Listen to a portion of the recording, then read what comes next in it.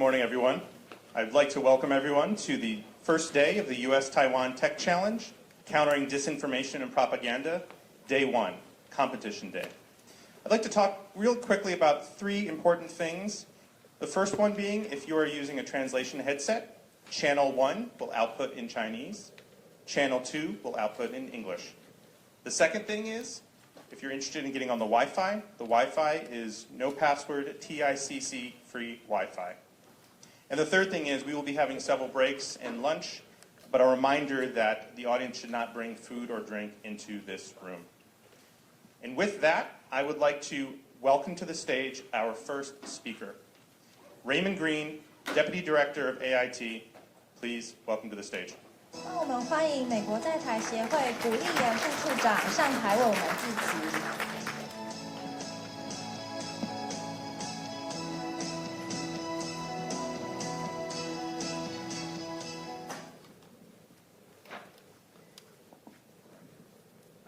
All right, Minister Audrey Tang, Senior Deputy Coordinator Daniel Kimmage, Director Patricia Watts, distinguished guests and friends, good morning. 早安. On behalf of the American Institute in Taiwan, it is my honor and distinct pleasure to welcome everybody to Day 1 of the U.S.-Taiwan Tech Challenge, Countering Disinformation and Propaganda. I would like to thank our State Department colleagues from the Global Engagement Center, our partners from Park Advisors in the United States, and the Institute for Information Industry here in Taiwan for their collaboration in organizing and hosting this event. I'd also like to thank the representative of the 7 companies that have come to compete in today's Tech Challenge. A special welcome to the teams that have traveled all the way here from Israel and Australia, and for all of you for taking time to be part of this important endeavor. Today's event brings together technologists who are developing innovative solutions to the problems of hostile propaganda and disinformation. The participating companies will be demonstrating their solutions to a panel of government officials and local partners who tomorrow afternoon will announce grant money totaling $250,000 to a team or teams whose technology is deemed to have the greatest potential to solve regional challenges. This 2-day event is an interdisciplinary approach to convening regional technologists, major tech companies, non-governmental organizations, and the media. We hope to build shared awareness of this critical problem, to deploy cutting-edge technology to combat propaganda disinformation, and to build future resiliency within our communities. Countering propaganda and disinformation is one of the most vexing and complex challenges facing democratic societies around the world. Our adversaries use propaganda and disinformation to sow confusion over basic facts. This disinformation can tear at the fabrics of a functioning democratic society and create manipulative narratives that are an affront to democratic values. Malign actors believe that if they can make our societies more polarized and less able to distinguish fact from fiction, then people will begin to lose faith in their democratic institutions. Both Taiwan and the United States are confronted by these threats. As the United States confronts this challenge, we begin with a premise that innovative solutions to the most pressing problems often don't come from government, but instead from different corners of our society. For this reason, we are working diligently to share information with the public, private industry, civil society, and academic groups. And while we work on stopping the spread of disinformation, we also encourage Americans to consume media critically, considering the origin of their information and the motivation of the source. As I work with my colleagues in Washington on these issues, I frequently praise Taiwan's approach to this challenge. Taiwan is on the front line of the disinformation battlefield and faces attacks from a very determined opponent. China has invested heavily to develop ever more sophisticated ways to anonymously disseminate disinformation through a number of channels, including social media. As their malign methods evolve, the motivation remains the same: to weaken Taiwan's hard-won democracy and freedom. A comprehensive assault requires a comprehensive response, which is what we have seen from Taiwan. I believe the United States has much to learn from Taiwan's whole-of-society approach, which combines school curriculum reform, tech development, academic research, refined fact-checking methods, and much more. The United States and Taiwan are capable and complementary partners in confronting the challenge of disinformation. One of the ways we characterize the U.S.-Taiwan relationship is strive together, thrive together, or 共同努力, 共同利益. We are working together to share our experiences and expertise with other countries in the Indo-Pacific and around the world. To that end, over the past 2 years, we have held 2 media literacy workshops under the Global Cooperation and Training Framework.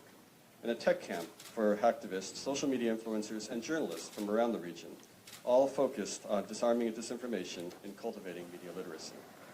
The challenge of disinformation, however, is something no one society or government can do alone.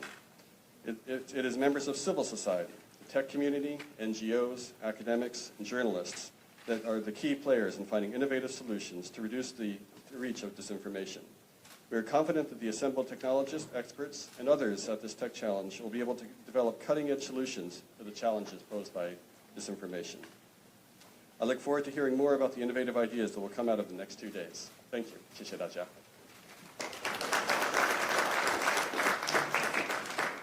Thank you, Deputy Director Green. I would now like to welcome Patricia Watts, Director of Technology Engagement Team, Global Engagement Center, Department of State, to the stage. 让我们欢迎国务院全球参与中心官员 Patricia Watts 上台为我们致辞。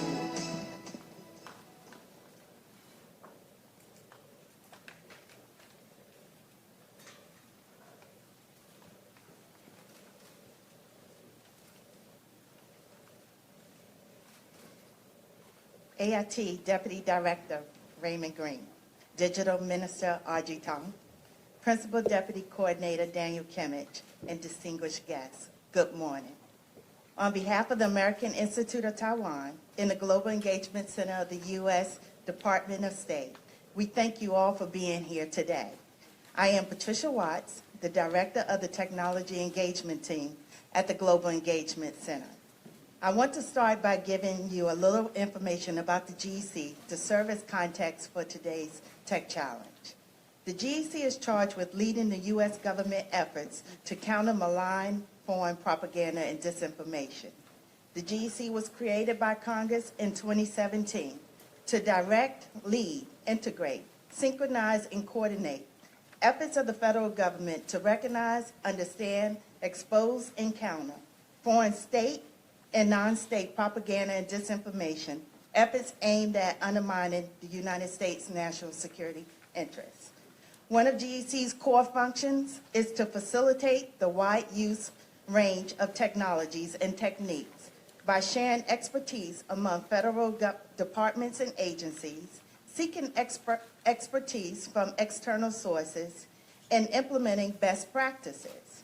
We simply want to use technology already widely available to the private sector in this fight, whether it's leveraging censorship circumvention tools, web-enabled literacy tools, blockchain authentication tools, dark web monitoring, social listening, data analytic tools, or buying online targeting advertising. There's clearly a lot more we can be doing to counter foreign propaganda and disinformation. So today we have invited a strong group of technologists with a wide array of capabilities to the U.S.-Taiwan Tech Challenge. 7 of them were selected from the Tech Challenge Open Competition to demonstrate their technologies with the goal of putting their capabilities to use against the problem of propaganda and disinformation. 1 to 3 of these 7 companies will be awarded a grant from the Global Engagement Center, which will be announced at the award ceremony tomorrow afternoon. Quickly, I would like to introduce the 7 companies. Mgp Fact-Check is a civil society organization based in Taiwan that serves users directly online, the leading messaging app in Taiwan, either by responding to fact-checking requests or by pushing messages about already identified fake news. Their detection system includes text, images, and video.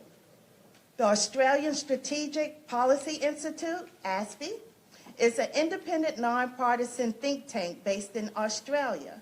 Their influence tracker provides insights into coordinated disinformation operations through a dashboard that shows the networks that spread disinformation and illuminates the patterns that ensure and identifies opportunities to respond.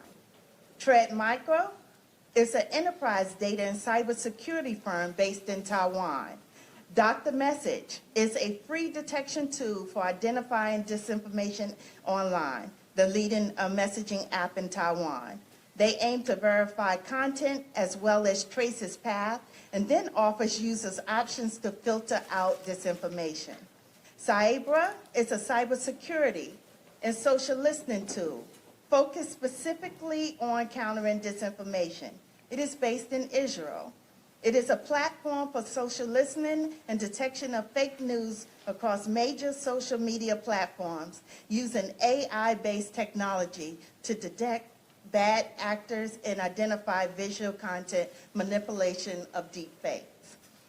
Taiwan AI Labs is developing next generation AI solutions to determine the capability, bias, and balance of news content, in particular on PTT, which is Taiwan's equivalent of Reddit.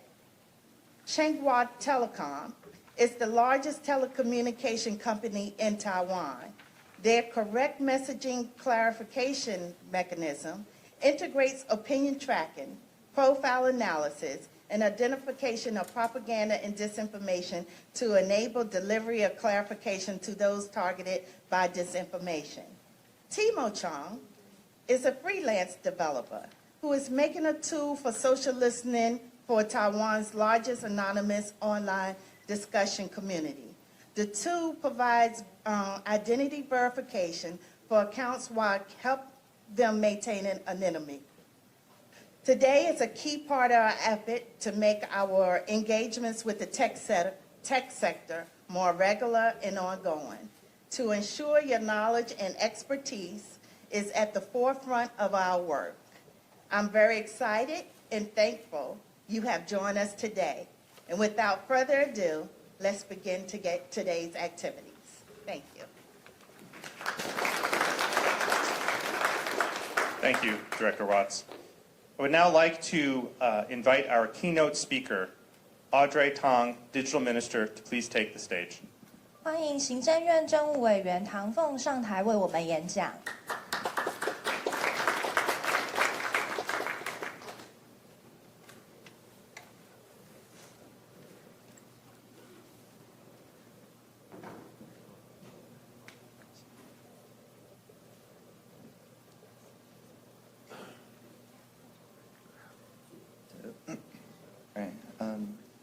Good morning, everyone. While they're still adjusting the podium as we speak, let us greet all of our international participants to Taiwan and wish you a great competition day. Every day is collaboration day, but today is competition day because we want to showcase the various different technologies that could be used fruitfully. Now, this is a talk that I gave in the CSIS not too long ago about countering PRC interference. Today, we may hear a lot of technologies around election interference, but the interference is certainly not limited to around election. And so let us first set a scene.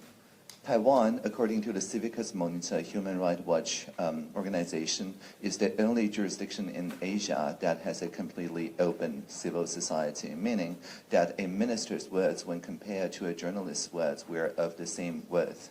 Meaning that in other Asian jurisdictions, it's somewhat likely that a minister can somehow triumph over a journalist would using regulations or laws or some other mechanisms.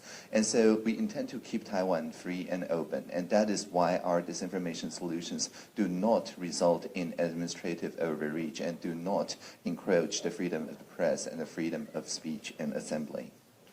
Now, whereas nearby jurisdictions may share some common ideographs, Hanzi, as we use, they mean very different things. And that is part of where the propaganda part of the disinformation and propaganda comes from. For example, we say transparency, 透明, and they also say transparency, 透明.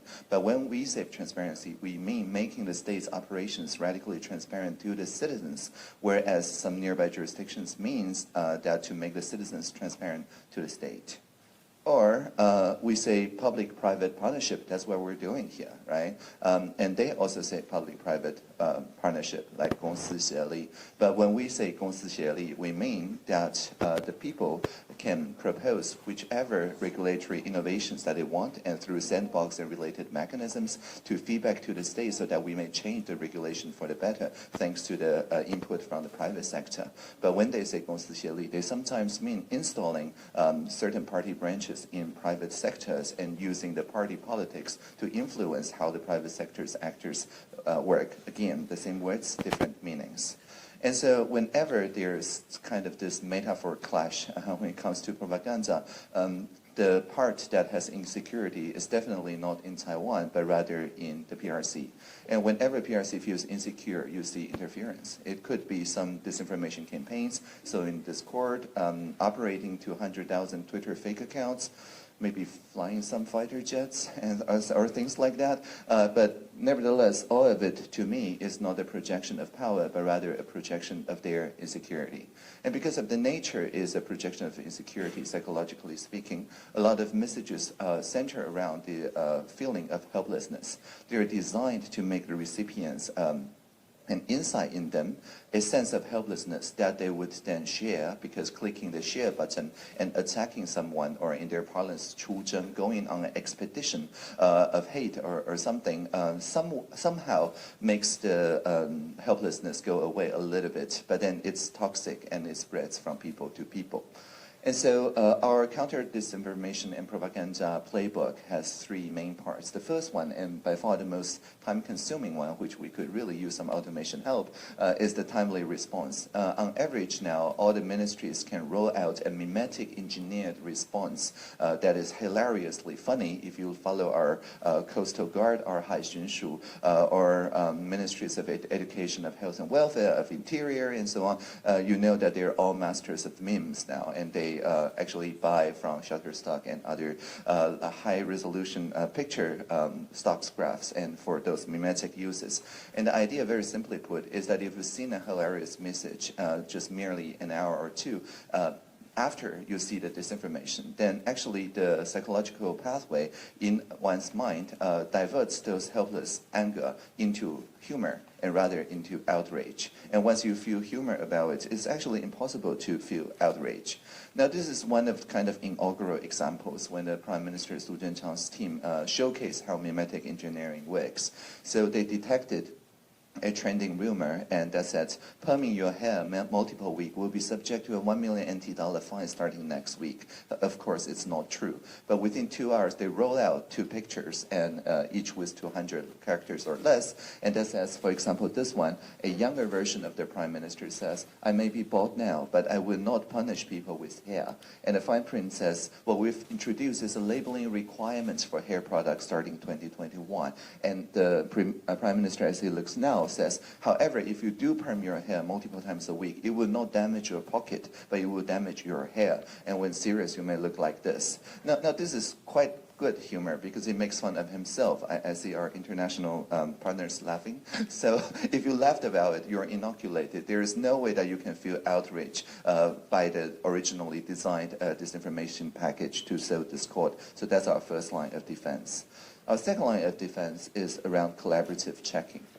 So just to be sure, we don't call the ministries ourselves fact-checkers. We're merely mimetic engineers that rolls out real-time clarifications for the third-party fact-checkers to work with. And we are grateful that people in the civil society, including the COFAX community, as well as the International Fact-Checking Network, of which the Taiwan Fact-Check Center is a member, agrees to transparently share their fact-checking procedures, so that whenever people detect anything, even on end-to-end encrypted channels, they can flag it by just like flagging an email as spam, flagging it to the COFAX or now the Line official fact-checking accounts. And once they do so, the fact-checking partners, including Michael Penn, who is present here, receives a input from this crowdsourced flagging system, so that people can know which rumors are trending and which rumors are not trending, and therefore not yet worth fact-checking. And so the professional journalists then in the Taiwan Fact-Check Center publishes whatever they have found from this trending rumors, so that the people can have a good overview of what's going on. And finally, during the election, we have made a norm package that is after consultations with pretty much all the multinational platforms, saying that in Taiwan, we have a separate branch in the government called the Control Yuan or the Jiancha Yuan in charge of publishing the campaign expenditures and campaign donations in a raw data fashion so that everybody can download it and do your own independent analysis or data journalism. And that is the norm in Taiwan. And so basically we said to Facebook and friends, we don't quite care about other jurisdictions, but this is the norm in Taiwan, that you gotta treat honest advertisements as a part of campaign donation and expense, and you gotta publish it exactly the same as the structured data as the our Control Yuan does and read in real time. And if they cannot yet do that, of course, then they can also decline to run political advertisement during elections, which is what Google and Twitter decided to do for the past election. And so when they publish that, we then know who are actually funding and sponsoring such advertisements, and then we can also make sure that only citizens get to pay for those advertisements during election season, exactly as how they would for campaign donation, because again, you have to be a citizen to engage in campaign donation. And again, this is not the Control Yuan itself doing the audit. Everybody can do the audit. So for example, the Reader, which is one of the newer media around here, publishes all its analysis around such donations into GitHub for everybody to work with. Now I'm going to show you 3 pieces of disinformation and or propaganda and just show how those systems works in practice. For example, there was one last November that says, and I must say quote, Hong Kong sucks, compensation experts kill a police and earn up to 20 million, unquote.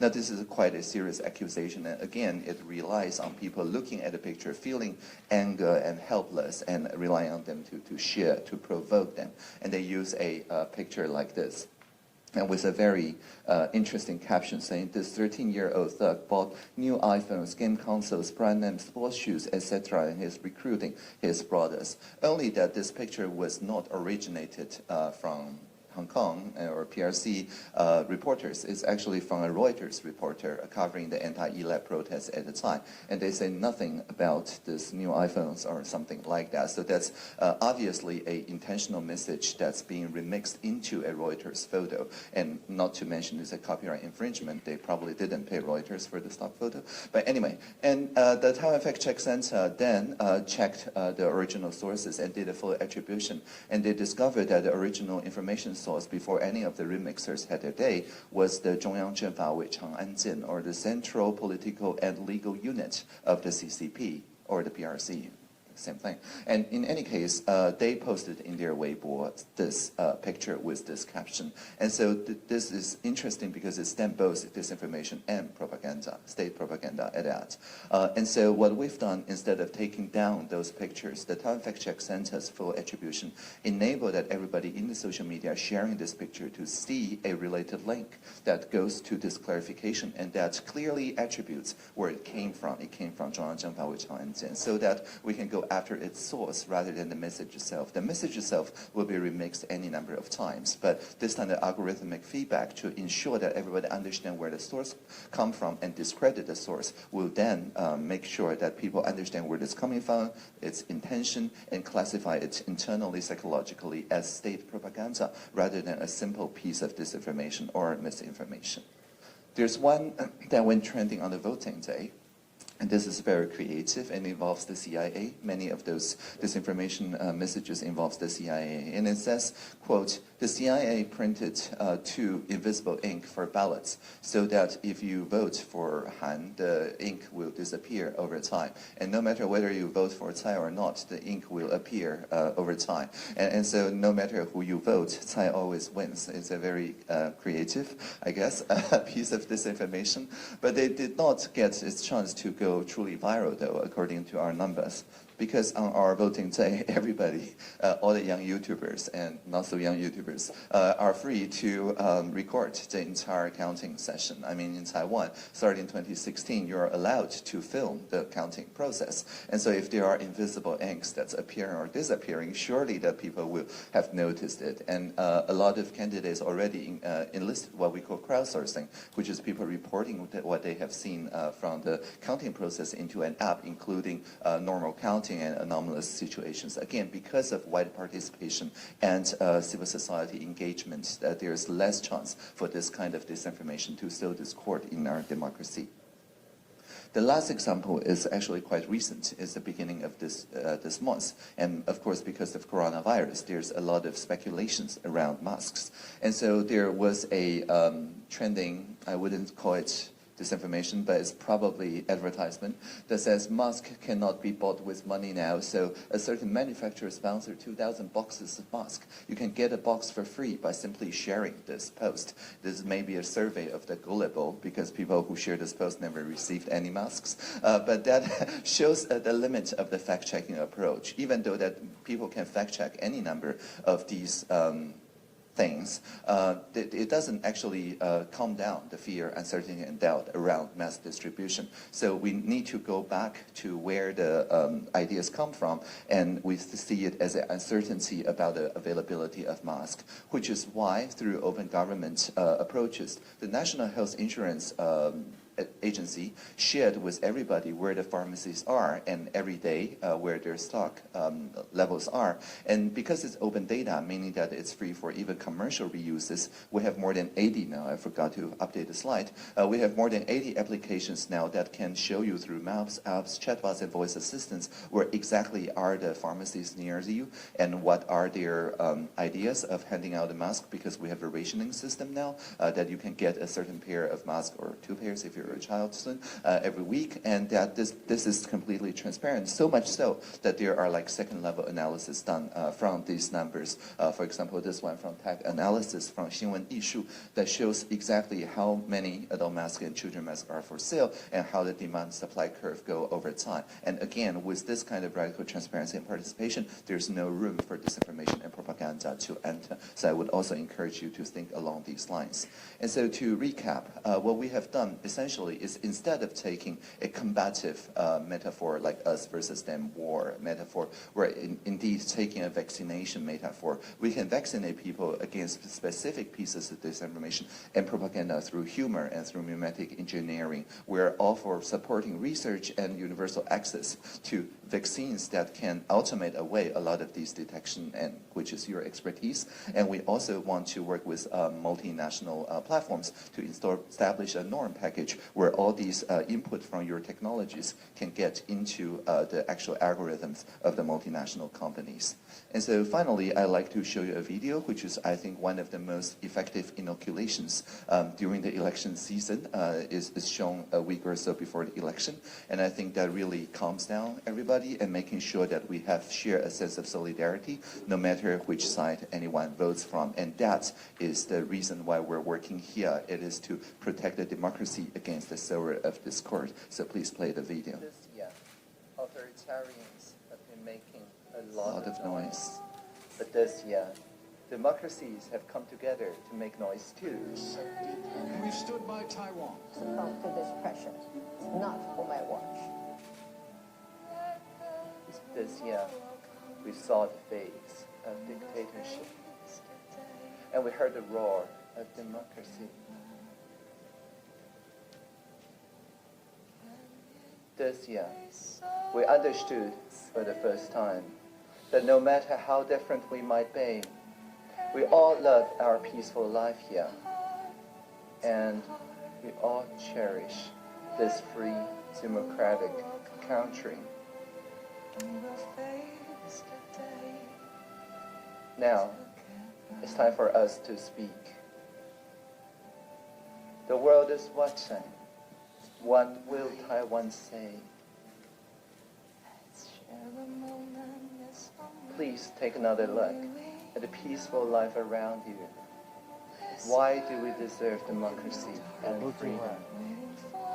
Please take another look at our children. The answer is in their eyes.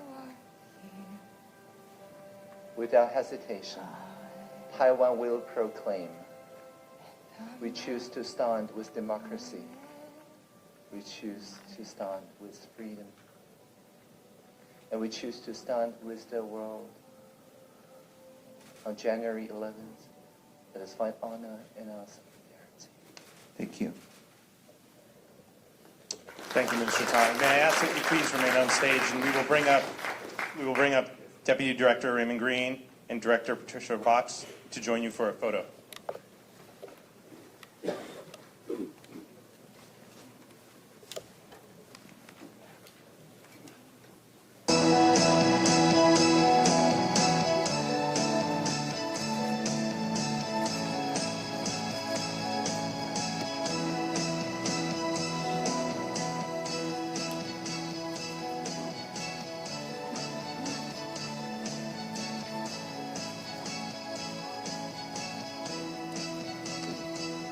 And can we do one with a thumbs up?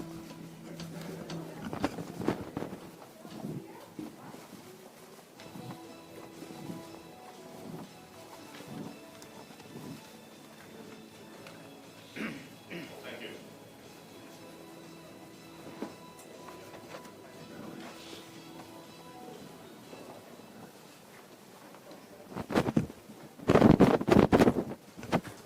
哎，状况可以准备出来了。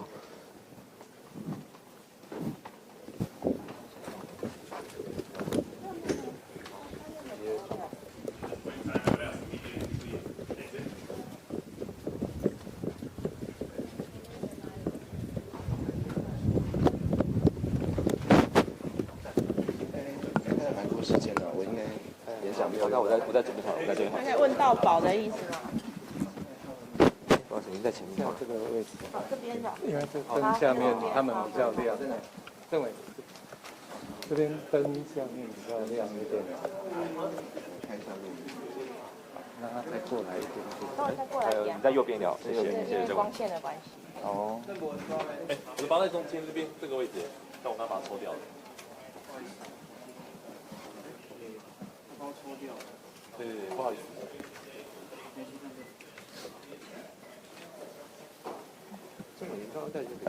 还有人在吵，等一下。好，这样应该可以了。哎，就你刚才演讲的时候讲到说，您讲对那个透明的这个定义，发现这个很多国家不太一样。那这个部分是跟我们讲一下，就是有关假讯息这个部分。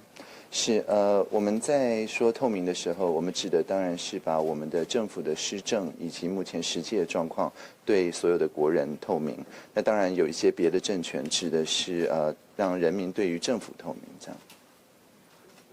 你觉得说这个不实假讯息这一块，在现在像口罩事件也好，选举事件也好，现在还在进行当中。我们这边未来有什么样更进一步的措施可以做吗？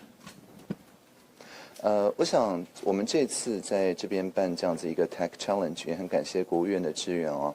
看到的就是说，台湾其实已经产生出了一些抗体吧，就是说我们不管是透过民营工程，像最近这个小编们都非常有梗的一些方式，能够让大家快速的理解到实际的情况，并且是在一个就事论事或甚至有点欢乐的情绪里面去能够讨论社会相关的一个事物。那这个其实是重建民主对于民主体制这件事情本身的信心，而且也让假讯息一开始就比较不容易造成危害的，可以说是预防胜于治疗的这样子一个方式。那当然我们未来会继续精进这样子的方式，然后也很愿意去分享这样子的方式，去跟所有的自由民主的政权跟体制跟其他的跟我们理念相近的国家加以分享。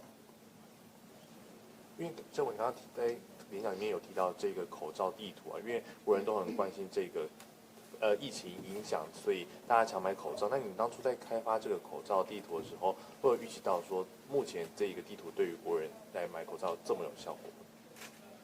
是谢谢。我在演讲里面提到的，确实是在当时2月初的时候，其实有相当多的不实的讯息，甚至是一些钓鱼的广告都是关于口罩的这件事情。那像这件事情，就是我们运用事实查核可能没有办法完全的去解决的，因为事实查核毕竟它是每一个讯息来的时候才去查核它。但是为什么这些讯息能够传播，就是因为当时大家对于具体上面口罩的产能到底如何，以及到底在哪里可以买得到等等的这些东西。西没有任何透明的方法知道。那因为这样的关系，所以才有让这些不实讯息流传的这个空间。所以当时我想很基本的一个想法就是说，既然我们现在要运用实名制的系统来做这样子的工作，那么从中央健保署的朋友们的工作里面，我们也看到说他们其实也很愿意去跟药局沟通，那药局们也非常愿意去把他们的就是每天的工作状况实际公开给国人知道。那我觉得这是非常令人感佩的。那在这个制作这个口罩地图这个过程上，其实是非常快速的，因为很大的时间压力。那可以跟我们描述一下受到哪些方面压力吗？除了时间压力以外，等等，或遇到困难？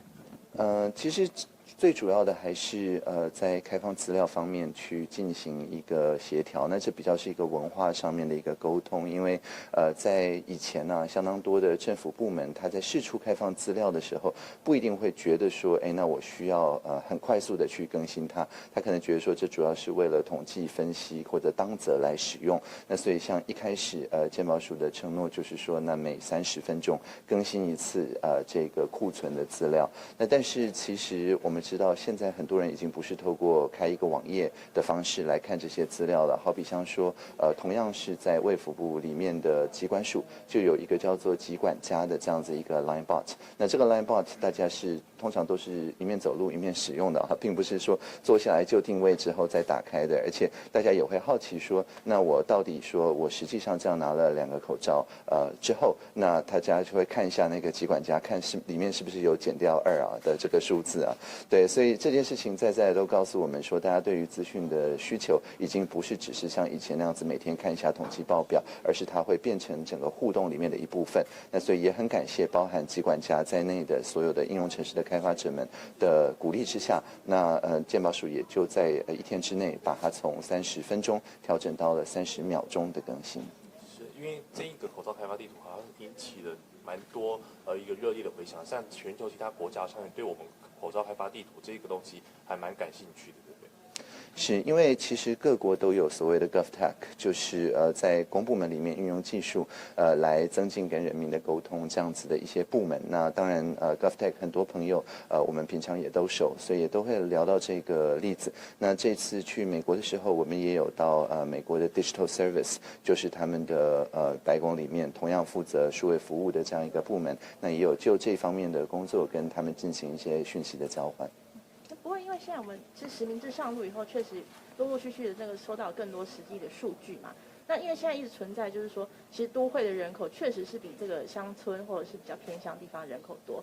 那未来有可能在利用这个数据，更这个进一步的这个优化它这个一个口罩地图或者是发放数量的这个方式。确实，我们像刚刚有分享社群朋友们，像新闻艺术里面，不好意思，因为大家如果去到那个口罩供需平台的一个列表的话，其实最后一个就是新闻艺术，那是一个等于一个仪表板，它可以去分门别类的看每一个不同的城市啊、地区啊等等，实际上面库存消耗的数量，那一定程度也可以反映出就是实际的需求跟目前的供给中间的一些关联。所以我想这个是一个公共政策所累积出来的数据，那不但就是中央健保署当然会因为这样子的数据去进行检讨，那事实上我们也可以看到说，在这个礼拜4就会有一些新的措施会出现，那事实上也可以让所有的民众或者是感兴趣的智库啊，或者是其他研究者的朋友们，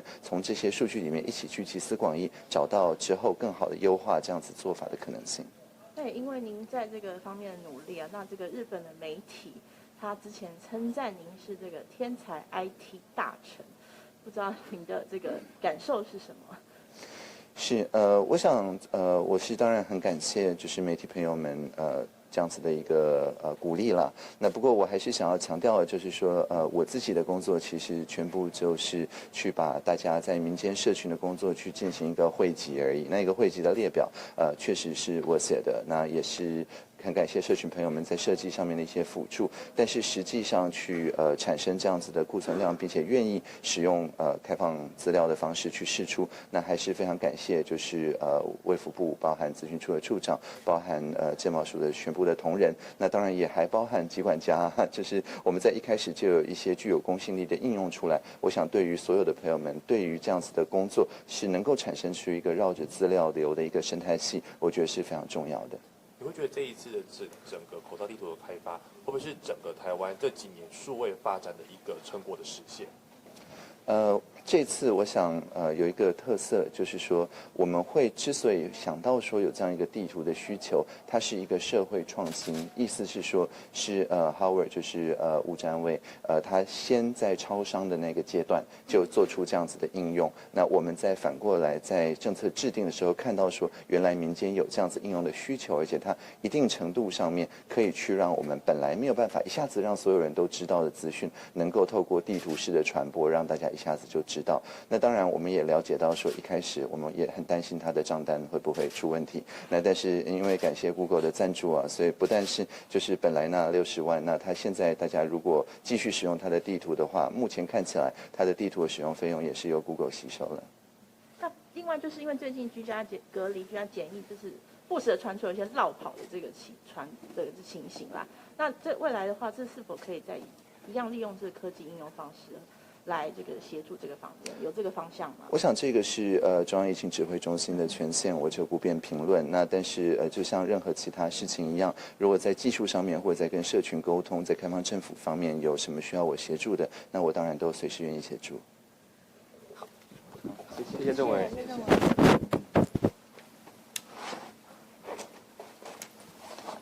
哇，谁踩到你的包？没事，这是包而已。我看你比较类似。谢谢，感谢。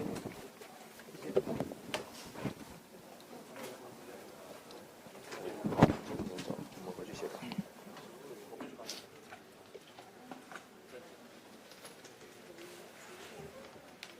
我先去还那个。